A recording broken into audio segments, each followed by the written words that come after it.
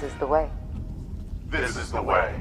Welcome back to the QC. I'm Swanka, that's my real name, and with today being May the 4th and Star Wars Day, I wanted to put this video together to appreciate this very special franchise that has touched the hearts of so many, including myself, and continues to do so to this day. So please enjoy, like, share, and subscribe. And here we go. Is there a more iconic fictional weapon? Whether you are tall or short, evil or heroic, aggressive or defensive-minded, there's a lightsaber for that. Seeing how different directors and creators translate their own ideas about lightsaber combat is half the fun. From the whirling dervish style of the prequel trilogy with their grand flourishes, to the grounded, samurai sword-like dueling of the OG trilogy, to the sequel trilogy, which falls somewhere in the middle, it's all a joy to watch. Personally, I would cite lightsaber combat as the singular aspect of Star Wars that made me fall in love with it. Say what you want about the overall quality of The Phantom Menace, but the Duel of the Fates is as thrilling an encounter to watch today as it was all those years ago. When one says the word Star Trek, what characters come to mind for hardcore fans? What characters come to mind for casual fans?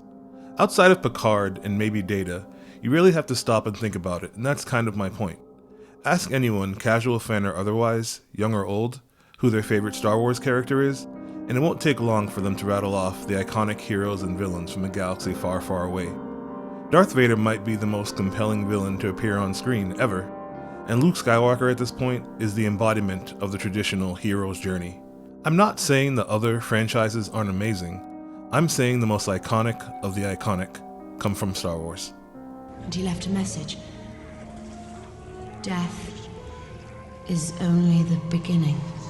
The OG Star Wars trilogy should be credited for allowing the most heroic characters to experience emotionally cathartic deaths, and also for establishing a poignant and clever afterlife concept for Jedi, where they continue to impact stories in younger Jedi without retconning or lessening the emotional impact of their passing.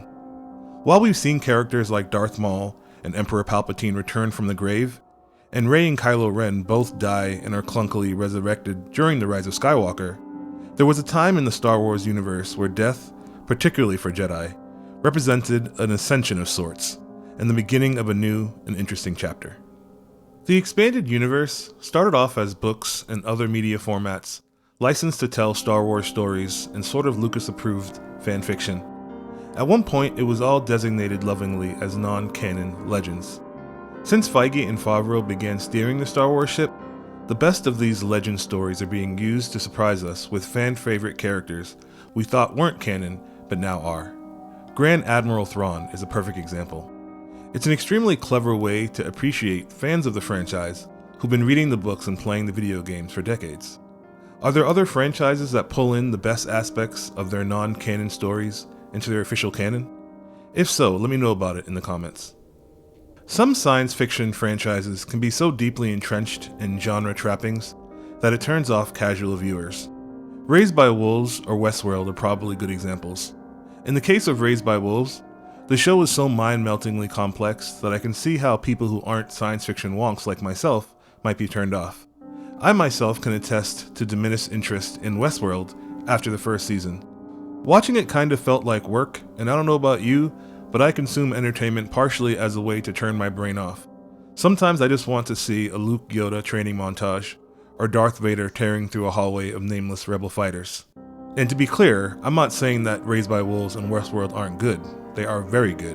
What I'm saying is part of the appeal and the value of Star Wars is accessibility. Let us not forget that in addition to being accessible, Star Wars is simply fun. Yes, it goes to some dark places with emo, grumpy Kylo Ren, mass slaughter of younglings, and teasing dark side turns for Rey and Luke. But when Star Wars wants to lean into the more silly and sweet-natured aspects of the franchise, it doesn't hold back. Just look at Babu Frick. Look at him. He makes me want to be a mechanic too. And what can we say about the cross-marketing tour de force that is Baby Yoda? He might be the only reason I made it through the pandemic without falling into depression. Generation after generation are introduced to Star Wars, and seeing how each associates most closely with certain films, chooses their favorite characters, and creates videos like this one is a treat. Hey Disney, do us all a favor and let Guillermo del Toro direct a Star Wars film.